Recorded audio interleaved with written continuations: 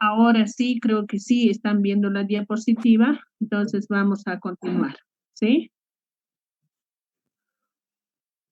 Bueno, como habíamos, vamos a proseguir y mostrarles nuevamente. Habíamos dicho que en traumatismos de la pirámide nasal, dijimos la anterior clase de que esta parte, toda esta zona, tiene el nombre anatómicamente de pirámide nasal, ¿verdad? Pero en la práctica hospitalaria, nosotros a esta zona, a esta región, vamos a dar el nombre de dorso nasal. Por favor, apaguen sus micrófonos. Vamos a dar el nombre de dorso nasal. Entonces, al hablar de esta patología, es importante que ustedes se ubiquen anatómicamente de qué parte estamos hablando. ¿Qué es un trauma nasal? Un trauma nasal se da, es una fractura, ¿sí? Fractura o fisura de los huesos propios de la nariz. Tenemos acá un hueso propio, ¿sí? Tenemos acá un hueso, acá en el otro lado otro hueso. Entonces, es fractura o fisura de los huesos propios de la nariz, que es una patología frecuente dentro de los traumas faciales. Puede ser unilateral o puede ser bilateral, ¿sí?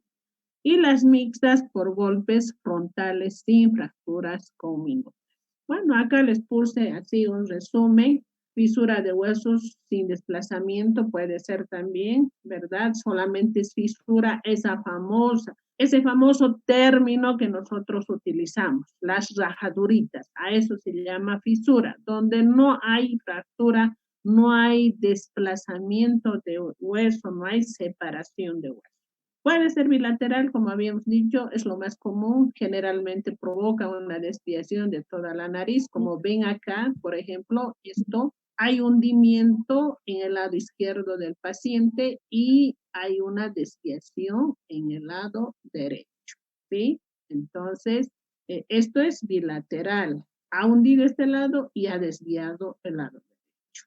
Mixtas por golpes frontales, mixtas por golpes frontales. Puede ser sin fracturas conminutas o con fracturas conminutas. ¿Qué quiere decir esto? Al hablar de conminutas, estamos hablando de fracturas multifragmentarias, o sea, varias fracturas que se presenten en el hueso. Traumatismos. Continuamos con el trauma de la pirámide y hablamos de sintomatología.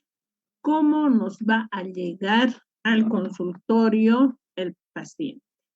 El paciente nos va a llegar con dolor espontáneo, con epistaxis o la hemorragia nasal.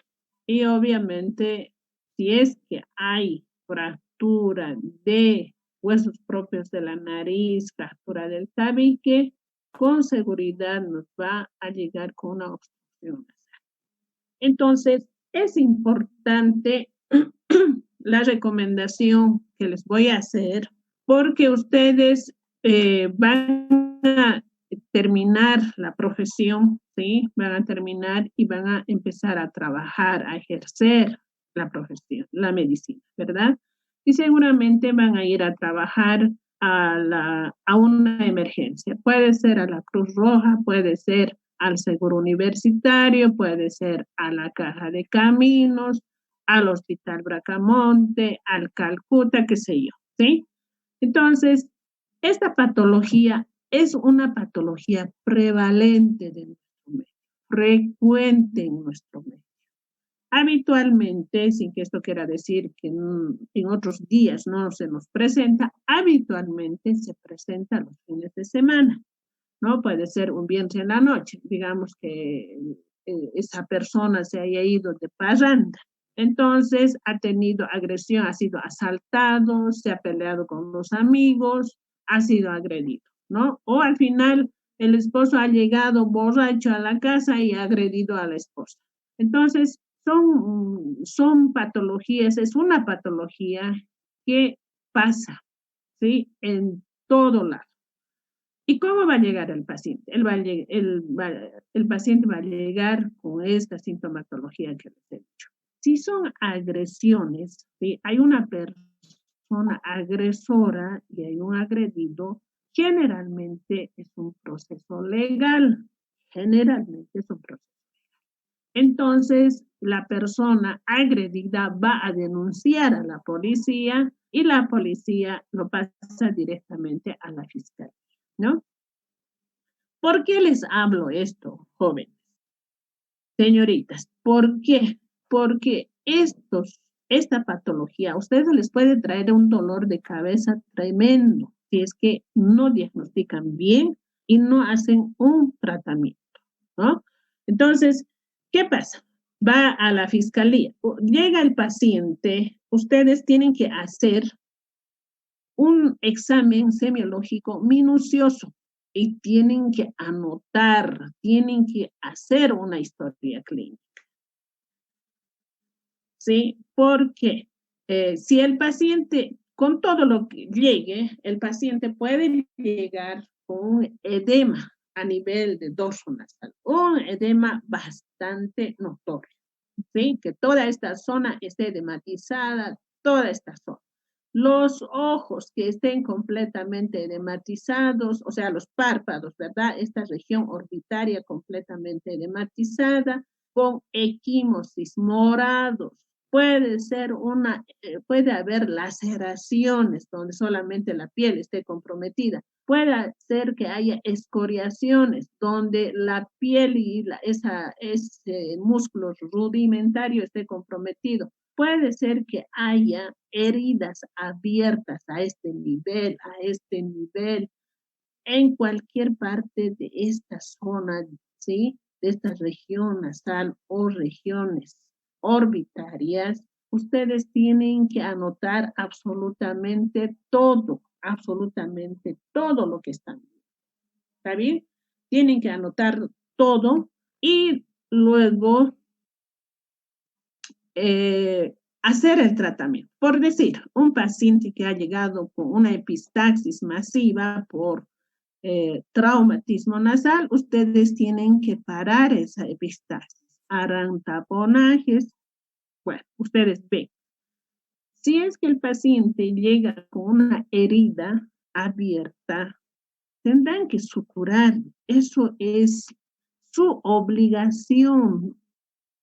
¿Sí? Es la obligación del médico general suturar esa herida abierta. ¿Por qué?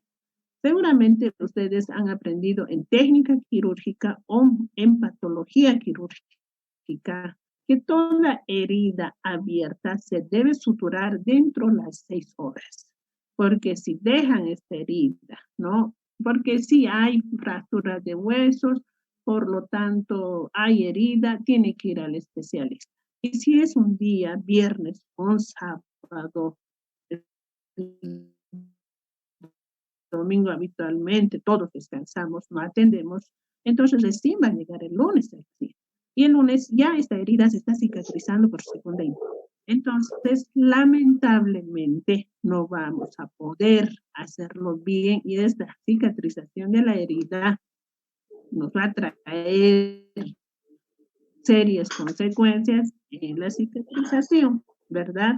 Puede hacer queloides, que en la cara obviamente va a deformar la estética de la cara. Entonces, es importante esto.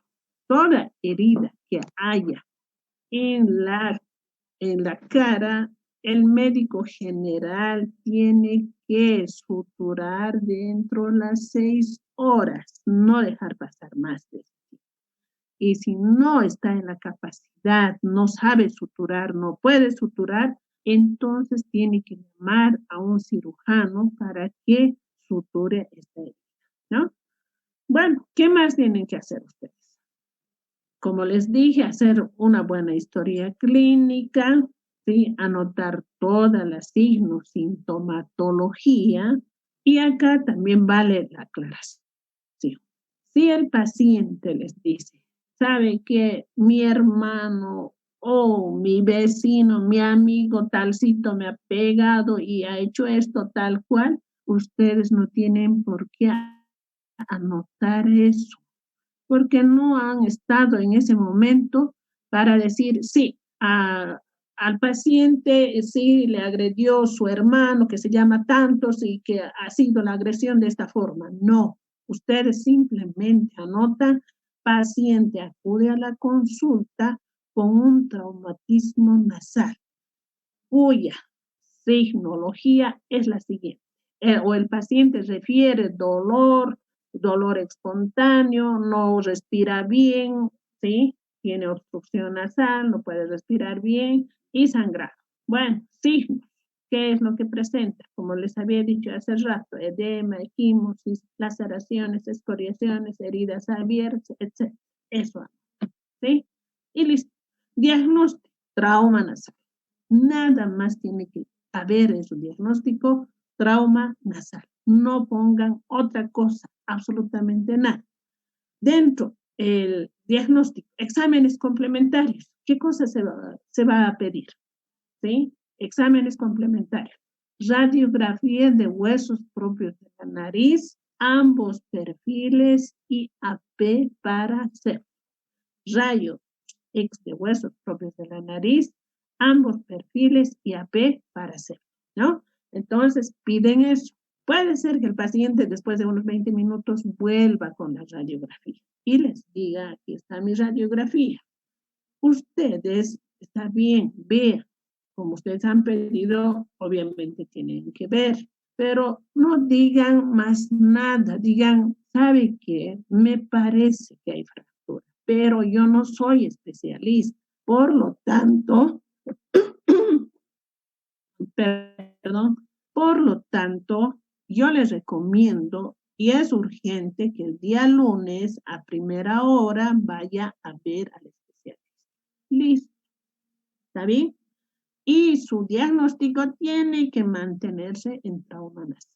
Entonces, el paciente seguramente va a ir a la consulta con el especialista y ahí nosotros veremos cómo está la fractura, hay doble fractura, hay una fractura multifragmentaria, lo que sea, nosotros vamos a ver. Entonces, ¿por qué la recomendación de esto, chicos? Hemos tenido ya problemas tremendos con los médicos generales, ¿no? El médico general hecho al capo pide la solicitud de exámenes complementarios, hecho al capo dice, mire señora, usted tiene estas fracturas, tiene un montón de fracturas. Y cuando ve el especialista, dice, una cosa que el médico general ni se ha fijado, ¿verdad?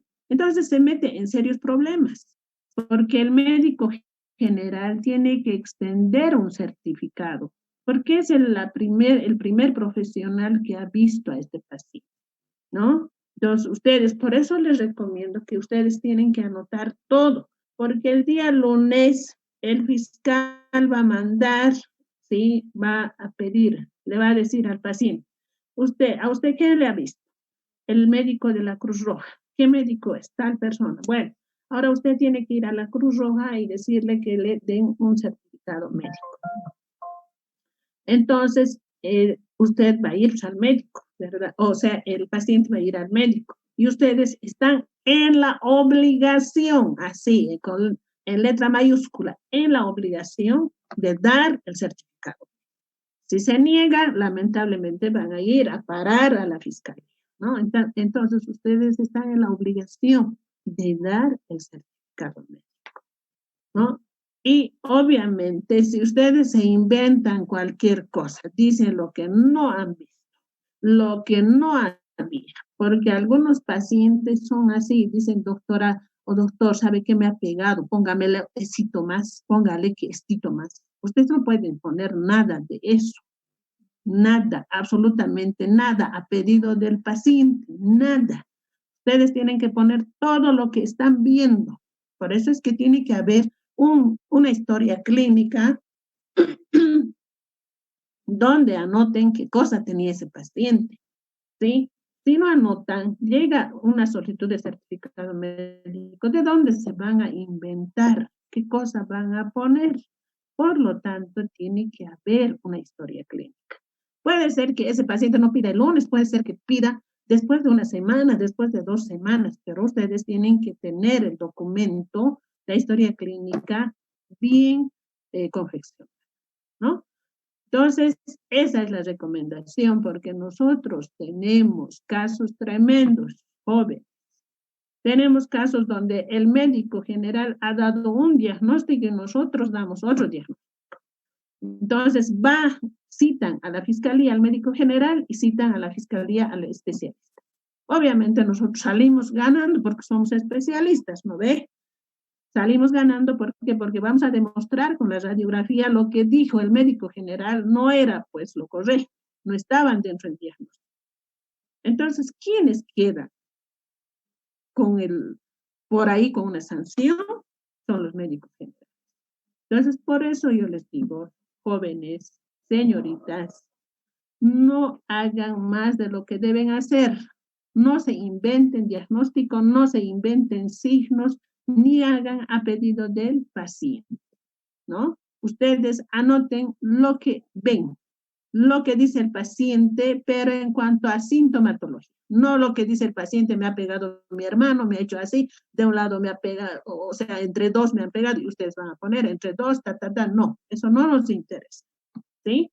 Entonces, ustedes lo que ven de cómo, que ha sido un trauma listo, un accidente listo, una caída listo, nada más, ¿sí?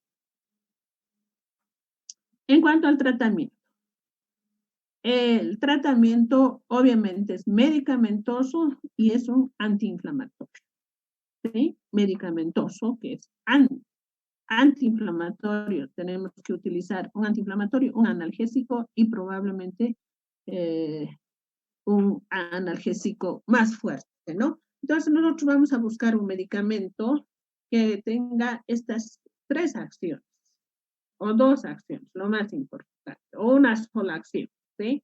Entonces buscaremos un AINE, un diclofenaco sódico por ahí, que tiene la acción de antiinflamatorio, tiene la acción analgésica. Ahora, si el dolor es bastante fuerte, entonces nosotros simplemente prescribiremos un analgésico total, que sería el ketorolaco, ¿verdad? Entonces, prescribimos eso. Pero acá también es importante tomar en cuenta esto. Si el paciente está bajo efecto alcohólico, hay que tomar en cuenta esto, que también hay estos problemas, ¿no? Cuando el fiscal hace llamar a declaración y usted anota, ¿qué tratamiento le dio? Nosotros dimos un AINE y que ¿Y el paciente cómo estaba? ¿Estaba bajo efecto alcohólico? Y ustedes ni han preguntado nada, absolutamente, ¿verdad? Entonces hay que tomar muy en cuenta esto. Si está bajo efecto alcohólico, ustedes no pueden dar ningún analgésico, ningún medicamento a eso. Otra cosa donde tienen que tomar en cuenta es lo siguiente. Podemos utilizar AINES, podemos utilizar corticoides, podemos utilizar, porque si hay un gran edema a nivel de la región orbitaria y a nivel de la región nasal, y para que vaya al especialista, tenemos que nosotros tratar de bajar ese edema para que lo más antes posible se haga el tratamiento, ¿verdad? Entonces, lo que nosotros tenemos que hacer también es, paciente con trauma nasal, con bastante edema, ¿sí? Que compromete a la región orbitaria. Entonces, tenemos que bajar rápidamente ese edema, utilizaremos corticoides, podemos utilizar. Pero ¿en quiénes? Eso es lo importante. Podemos utilizar. En nuestro interrogatorio siempre tenemos que preguntar al paciente, señor, ¿usted recibe un tratamiento para la presión? ¿Usted toma algún medicamento? Y el paciente nos dirá, sí, yo tomo medicamento para la presión, tomo medicamento para la diabetes, soy cardíaco, tengo problemas renales, etc. Entonces ustedes tienen que evaluar esto. Saben muy bien en farmacología, yo creo que les han hablado sobre los medicamentos, la contraindicación de medicamentos, en qué casos no se da, por ejemplo, el corticoide.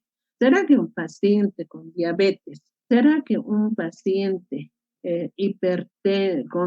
puede recibir corticoide? Entonces, ustedes tienen que preguntar, todo esto es importante, ¿no? Sabemos que un paciente con hipertensión no puede recibir corticoides. Sabemos que un paciente con diabetes no puede recibir corticoides, porque si no nos va a elevar, nos va a subir la presión y en un paciente diabético nos va a aumentar la glucosa, ¿no? Entonces, tenemos que hacer un buen interrogatorio. En cuanto al tratamiento definitivo, si es que hay fracturas de huesos propios de la nariz y esa nariz está como la que hemos visto anteriormente, ¿verdad? En esta foto, si está hundido todo esto, acá está desviado a este lado. Entonces, el hundimiento nos quiere decir que hay fractura y la desviación a este nivel nos quiere decir que también hay fractura. Nosotros en el examen semiológico, ¿qué es lo que primero que hacemos? A la inspección vamos a ver toda esa signología que hemos mencionado. A la palpación del dorso nasal, a la palpación de esta zona, nosotros vamos a sentir y vamos a escuchar crépitos, ¿sí? Vamos a sentir y vamos a escuchar crépitos. Sonido de galletas, se dice, ¿verdad? Eso es lo que nos han enseñado en semiología. Entonces, ustedes van a tocar eso y con eso ya se van a orientar. Más la radiografía van a ver que hay fractura, pero el tratamiento no la van a hacer ustedes, sino la va a hacer el especialista. Entonces, ¿qué hacemos nosotros? Hacemos un tratamiento quirúrgico. ¿En qué consiste este tratamiento quirúrgico? Recién, ¿sí? Y otra cosa que tienen que ustedes recomendar al paciente es que este tratamiento, si hay fractura de huesos propios, tiene que hacerse lo más antes posible. Tiene que hacerse máximo hasta los 5 días. A partir de los 5 días, estas fracturas se pueden consolidar, ¿verdad? Ese espacio que hay de fractura entre hueso y hueso se rellena de tejido cicatrizal y lamentablemente pasan los días y no puede entrar. Entonces, ya esa cicatrización va a ser deforme. Entonces, lo que a ustedes les toca es decir, usted tiene que ir a consultar lo más antes posible al especialista, porque si no, su nariz se va a quedar chueca. Tiene que consultar lo más antes posible, ¿no? Y el tiempo máximo es 5 días. Dentro de estos 5 días tiene que recibir el tratamiento. Entonces, ¿en qué consiste el tratamiento quirúrgico? Hablamos acá, les puse reducción incruenta. ¿Qué quiere decir reducción incruenta? ¿Qué quiere decir reducción? Reducción, o sea, en la matemática, no sé, en otras profesiones quiere decir achicar de tamaño, ¿verdad? Pero en la terminología médica nosotros decimos reducir. Cuando algún elemento anatómico se sale de su lugar, nosotros tenemos que volver a colocar a su lugar. Por ejemplo, esto van a llevar en traumatología, pero en semiología también algo nos han enseñado, ¿verdad? En estas visitas de semiología, una visita hospitalaria, han debido ver pacientes en la parte traumatológica, ¿no? Este paciente ha sufrido de una luxación o pseudoluxación de codo, una luxación o pseudoluxación de hombro o de rodilla. Bueno, entonces, ¿qué hace? Él dice, hay una luxación, se ha salido de su lugar, ¿sí? De la articulación, se ha salido este elemento anatómico. Entonces, ¿qué hay que hacer? Hay que reducir, colocarlo a su lugar. Ahora, este término incruenta, ¿qué quiere decir? El término incruenta quiere decir, si es que incruenta quiere decir que no vamos a abrir no vamos a hacer ninguna herida, no vamos a hacer ninguna solución de continuidad. Simplemente con maniobras manuales nosotros vamos a colocar a su lugar. ¿Está bien?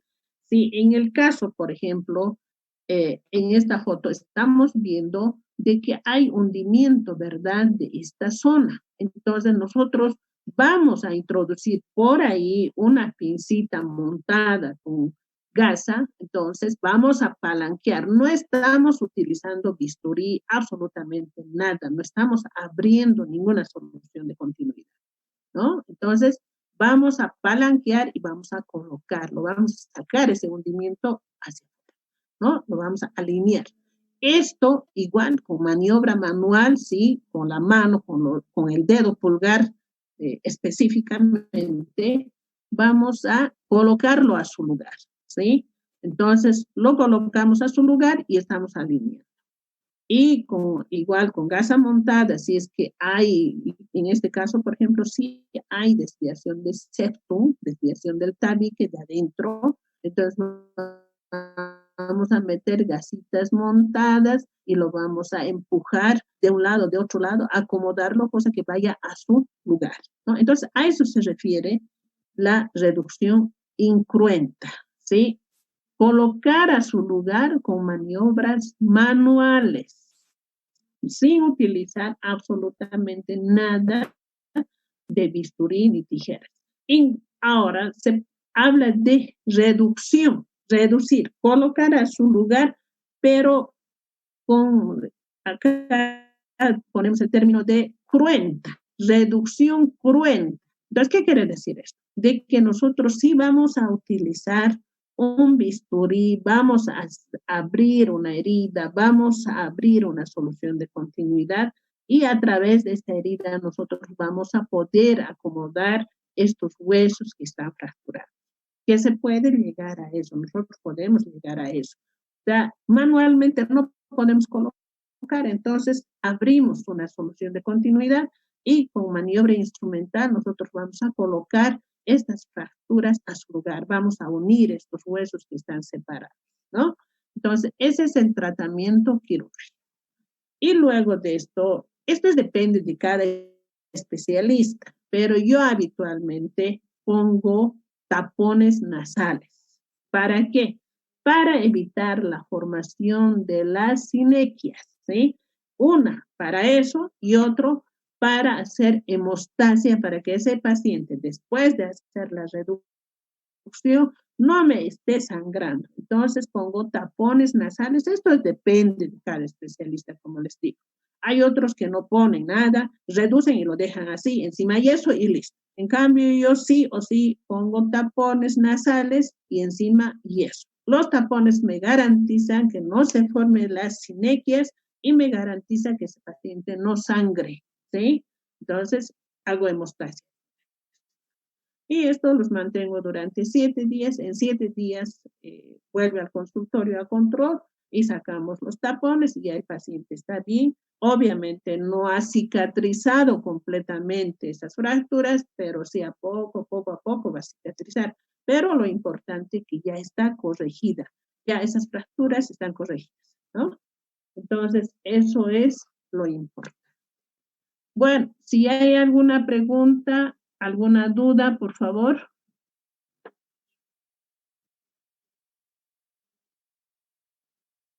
¿Hay alguna pregunta, alguna duda sobre esta patología? Buenos días, doctora. Sí, buenos días. Una consulta. El soldaje de la fractura, ¿en cuánto tiempo se termina de soldar? Ya. Tú eres Johnny, ¿verdad? Sí, doctora. Buenos días. Bueno, ya. Este término de soldaje no hay en medicina. Ok, ¿sí? Perdón. Tienes que sacar de tu vocabulario médico el término de soldaje. Es consolidación ósea. Se dice consolidación ósea. No hay soldaje. ¿Sí? Esa corrección. Olvídate de ese término.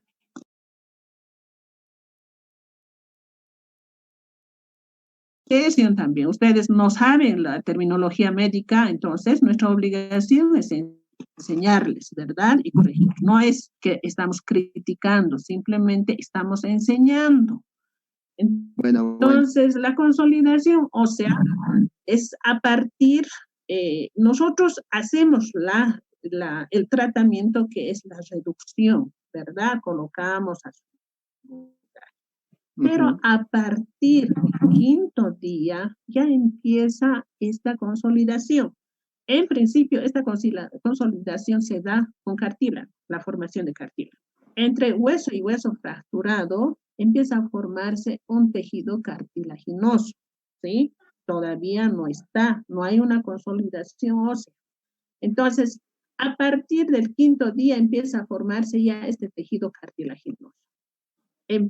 Llega al 10º día y a partir del 10º día ya empieza a formarse el tejido óseo.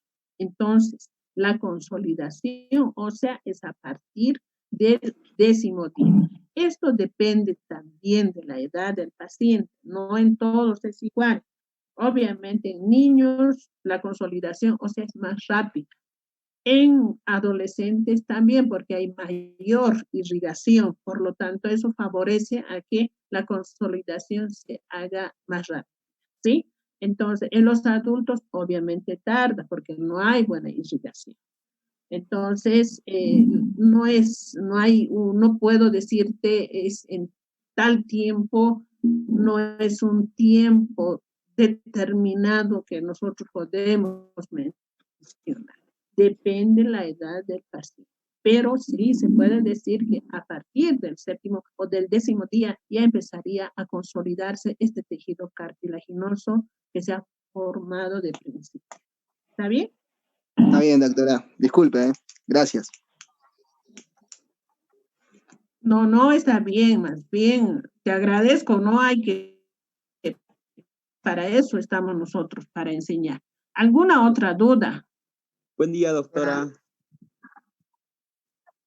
Una consulta, Sí, doctora. En este tipo de traumatismos, cuando la fractura es multifragmentaria, ¿a qué puede llegar a una complicación más grave o crónica, como se dice, el paciente, doctora? Bueno, cualquier fractura, sea fractura unilateral o una sola fractura, o 2 o 3 fracturas, o puede ser una fractura conminuta, ¿verdad? Multifragmentaria, lo que tiene que hacer es recibir el tratamiento inmediato. Nada más eso. Sea una fractura multifragmentaria, si nosotros hacemos el tratamiento oportuno, ¿sí? A tiempo, ese problema no hay ninguna complicación posterior. Lo importante en cualquier fractura, sea conminuta, multifragmentaria o lo que sea, es hacer el tratamiento oportuno, que sería antes de los 5 días. Exagerando hasta los 10 días. Exagerando. Ya en esto, a partir de los 5 días, hacemos el tratamiento, ya hay pues tejido de formación cartilaginosa. Entonces, cosa que no puede entrar a su lugar, no se puede unir esta fractura bien que vaya a engranar, ¿verdad? Entre una fractura y la otra fractura. Porque ya de por medio tenemos un tejido cartilaginoso. Entonces, lo ideal, lo recomendable es que el tratamiento se haga hasta los 5 días, sea fracturas conminutas. Yo he hecho tratamiento a pacientes así con fracturas multifragmentarias, la nariz completamente deformada, chata, y en ese tiempo, algunos inmediatamente van, otros a los 2 días, pero que sea ese tiempo, que sea de los 5 días. Entonces, hacemos el tratamiento, colocamos bien porque esos huesos están sueltos, no hay un tejido de cicatrización. Eso nos permite acomodarlo bien sin hacer, simplemente haciendo una reducción incruenta, nos permite acomodar esas fracturas. Y hacemos el taponaje, colocamos el yeso en el dorso nasal, no tenemos ningún problema. No hay problemas de respiración, tampoco hay problemas de deformación. Gracias, doctora. Ahora, en caso de que no se haga tratamiento, entonces sí vamos a tener serias complicaciones. ¿Cuál es la complicación? La deformación de la nariz, ¿no? estéticamente va a ser súper deformada, achatada seguramente, a un lado seguramente. Y funcionalmente, obviamente, va a ser una desviación de tabique con hundimientos de un lado de la nariz, no sé. Entonces, esa va a ser la complicación tremenda, deformación de la nariz y funcionalmente mala ventilación nasal. ¿Está bien? Gracias, doctora. ¿Alguna otra pregunta? Doctora, buenos días. Sí, buenos días. Disculpe, una consulta. ¿Qué podemos hacer si nos encontramos en el momento en el que sucede un trauma? ¿Qué podemos hacer en el momento? Le explico porque yo creo que vi un caso en el que vi una pelea y en el momento en el que desviaron el tabique le pusieron 2 monedas, o eso está correcto para enrectar el tabique, perdón, el dorso nasal. ¿Es correcto hacer eso o qué podemos hacer nosotros? Mire, lo que pueden hacer, no está bien lo que hacen, ¿no? Siempre indican esto. Por ejemplo, en los gimnasios, en las escuelas de karate, ahí, esos son los entrenadores, son los que hacen esto, ¿no? A mí me han llegado un montón de pacientes donde al practicar entre practicantes, entre alumnos, se golpean la nariz, entonces hay fractura. Entonces, ¿qué hace el entrenador? Se acerca y con 2 monedas meta, digamos, a hacer palpaciones muy fuertes en el dorso nasal. ¿Qué quieren con esta maniobra? Corregir, ¿no? Corregir si es que hay fractura. Puede ser que se corrija, porque es una fractura reciente y está fácilmente movible, se puede mover y acomodar, ¿no? Pero con 2 monedas o con la mano simplemente se puede corregir esto. La mano es mejor, porque las monedas al friccionar la piel del dorso nasal está maltratando, está traumando también, incluso está lacerando la piel del dorso, ¿verdad? Porque las monedas son duras. Entonces, si uno quiere corregir por lo menos ese momento, alguito haré, entonces con la mano, simplemente con el pulgar, acomodar si es que está a un lado y en la palpación sienten que está desviado, hay un hueso que está a un lado, entonces con el pulgar pueden acomodarlo, hacerlo unos movimientos, ¿sí? Fáciles, ¿sí? Unos movimientos que introduzcan la fractura, el hueso que está desviado, que está salido de su lugar, ¿no? Colóquenlo así. Pero acá el gran problema es lo siguiente, pueden hacer eso. ¿Qué están solucionando? Están solucionando la parte estética, ¿no? Probablemente lo van a acomodar bien, la nariz está rectita y le dice el entrenador, le dice, ¿no? Si hace con la mano o con la moneda, por ahí, por un milagro, ha entrado bien, listo. Una casualidad de que haya entrado bien, está recto. Y le dice, ya está listo, no hay problema. ¿Para qué vamos a hacer lío? No hay problema, ya está listo. Está recta tu nariz, ¿sí? Pero el resultado es que va a pasar días y ese paciente o esta persona no va a poder respirar bien, va a haber mala ventilación nasal. ¿Por qué? Si bien ha acomodado los huesos propios de la nariz, pero no ha acomodado lo de adentro, que es lo más importante, que es el cartílago, el tabique, ¿sí? Entonces ese cartílago sigue nomás fuera de su lugar, fuera de su posición y obviamente va a pasar el tiempo, va a pasar los días, semanas, meses probablemente y va a tener la mala función nasal, ¿verdad? Entonces ese es el problema.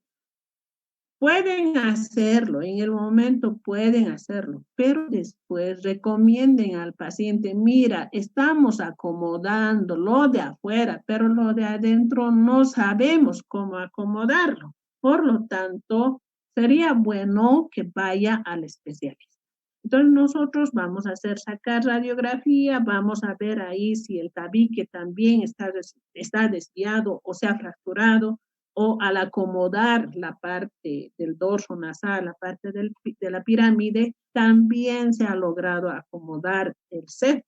Si se ha logrado acomodar también el septum, no habría ningún problema, ¿verdad? Pero tampoco hay que confiarse de que todo se acomoda. Entonces, lo mejor para ustedes, si es que ven así, recomienden siempre que vaya al especialista y que estemos seguros de que el septum no ha sido afectado, de que ese septum también está en su lugar. Listo. Si está así, excelente. Y si no está así, que el septum no se ha acomodado, si bien se ha acomodado de afuera, pero el septum sigue chueco, entonces el especialista verá, pues, ¿verdad? Nosotros tendremos que acomodar el septum, que es lo más importante, la parte funcional. ¿Qué es lo que pasa? Si es que no se hace un buen tratamiento, ¿sí? No se reduce bien, no se coloca a su lugar, esta persona va a tener una mala ventilación nasal, ¿no? Y posteriormente una eritrocitosis, esto que hemos visto en la anterior clase, ¿verdad? Entonces, si en nuestras manos está evitar estas complicaciones, entonces hay que evitarlas. Bueno, ¿alguna otra pregunta? Doctora, Sí. doctora, buenos días. La siguiente pregunta es, cuando hay un traumatismo, bueno, lo digo traumatismo porque sufren las caídas, más que todo en los menores de edad, en los niños. Por ejemplo, hay un niño que sufrió una caída y sufrió un traumatismo a nivel del hueso nasal y frontal en la línea de sutura, que le dejó lo dejó prácticamente abierto. Se fue a hacer ¿cómo se dice?, al control pediátrico para que le hagan un cierre, una sutura, pero las complicaciones que tiene el niño es una epistaxis. ¿Qué daño pudo sufrir a ese nivel para que tuviera eso? Porque las epistaxis son seguidas y muy, ¿cómo le digo?, muy fluctuantes, o sea, mucho le sale sangre. ¿Hace qué tiempo ha sufrido el traumatismo? Casi, doctora, bueno, es un niño de aquí, un vecino, sufrió casi a un mes o un mes y medio, ya debe ser, doctor. Ya. Lo importante en estos casos es, si es que posterior al traumatismo inmediato, ha tenido sangrado. Entonces podemos atribuir a qué? A que el traumatismo ha sido la causa para el sangrado, ¿sí? Que inmediatamente. ¿Por qué? Porque la mucosa del niño es siempre más delicada, ¿sí? Con un golpe no muy fuerte, entonces inmediatamente se desgarra un vasito, ya les había dicho en anatomía, por eso es importante de que la mucosa nasal es bastante vascularizada. Un mínimo golpecito o que simplemente el niño se toque o se meta el dedito, ya está sangrando. Y otra cosa, nuestro clima no es favorable, nuestro clima es seco, ¿verdad? Entonces la mucosa de la nariz habitualmente se seca y los moquitos en el niño, como es una mucosa bastante frágil, los moquitos hacen que se seque la mucosa. Entonces el mínimo hecho de tocarse la nariz, por ahí hay picazón, y el mínimo hecho de querer calmar esa picazón y tocarse la nariz, mucosa sangre, ¿no? A eso nosotros llamamos fragilidad capilar. Entonces, acá lo más importante es averiguar si posterior al traumatismo, o sea, un trauma inmediato, el sangrado ha sido inmediatamente, eso es lo que hay que tomar en cuenta. Entonces podemos atribuir que la causa es el trauma, ¿sí? Podemos atribuir. Ahora, ¿qué se hace? Nosotros habitualmente utilizamos, no podemos cauterizar esos vasitos sangrantes en los niños, ahora dependiendo la edad, pero actualmente ya está contraindicado en las cauterizaciones, porque no sabemos qué material nos envían. Hacemos un pedido para cauterización de mucosa nasal, nos pueden enviar material para cauterización de piel, por ejemplo. Entonces, imagínense el gran riesgo que corremos al cauterizar la mucosa nasal. Lo único que hacemos es quemarlo hasta el cartílago, y eso es lo que ha pasado en muchos lugares. Entonces, yo prefiero no cauterizar. ¿Con qué hacemos el tratamiento? Tenemos una pomada que es muy útil para nosotros, que utilizamos en pacientes pediátricos, en adultos. Utilizamos la pomada nasal cicatrizante que les había mencionado ya en la anterior clase, ¿verdad? Esta pomada nasal cicatrizante hacemos colocar al paciente dentro de la nariz. Esto nos ayuda a cicatrizar tanto a este vasito que está sangrando, que se ha abierto, y a la heridita que ha provocado en la mucosa nasal. Esto nos permite que cicatrice. Entonces, indicamos al paciente o a la mamá, si es niño, que le coloquen dentro de la nariz, siempre teniendo el cuidado de que esa nariz esté limpia. O sea, colocarle unas gotitas de agüita de manzanilla dentro de la nariz y luego humedecer y que haga sonar.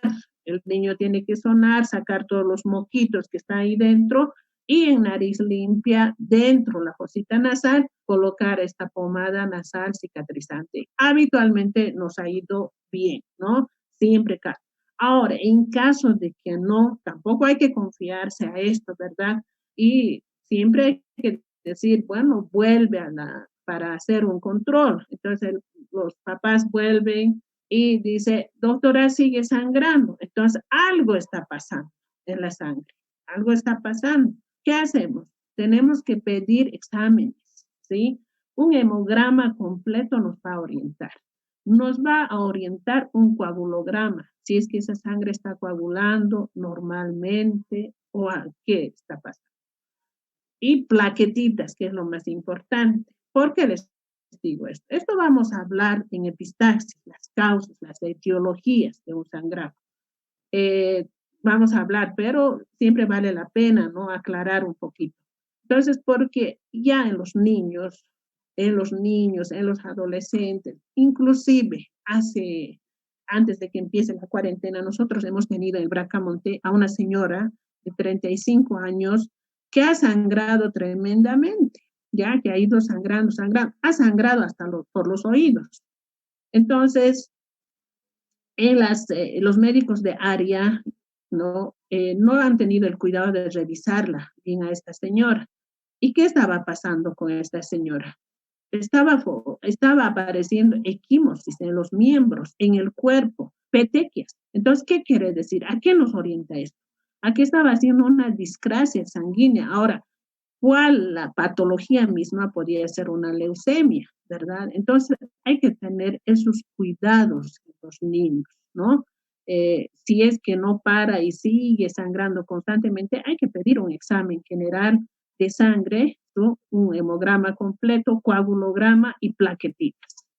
Si nos sale algo alterado eso, inmediatamente mandarlo a pediatría, recomendando, ¿sí?, de que vaya a hematología. Entonces, eso es lo más importante que debemos hacer. Bueno, no sé si está aclarada tu pregunta. Sí, doctora, muchas gracias por la aclaración. ¿Listo? ¿Alguna otra duda? Pasamos a la otra patología. Hablamos de hematoma de Tabik. Ustedes ven en esta foto, tenemos acá se ve una lesión inflamada, ¿verdad? Esto es por la fotografía. Si nosotros vemos en vivo, es diferente. Es una bolsita de sangre. Hematoma, ya habíamos hecho hematoma de pabellón auricular, ¿no? Y hemos definido, nosotros no, sino la literatura define, que el hematoma es la formación de sangre, ¿sí? Es una bolsa de sangre.